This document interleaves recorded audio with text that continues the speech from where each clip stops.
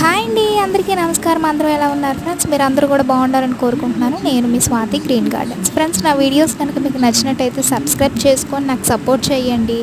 ఇంతకీ ఈరోజు వీడియో ఏంటంటే, నా దగ్గర చాలా రకాల సీడ్స్ అయితే ఉన్నాయి. మాకు వాటర్ ప్రాబ్లం రావడం వల్ల నేను ఇప్పుడైతే వేయటం లేదు ఎక్కువగా. కానీ మా అమ్మగారు ఊరు వెళ్ళారన్నమాట. ఊరు నుంచి అయితే చాలా రకాలైతే తీసుకొని వచ్చారు. అందులో మీకు కొన్ని చూపిస్తాను.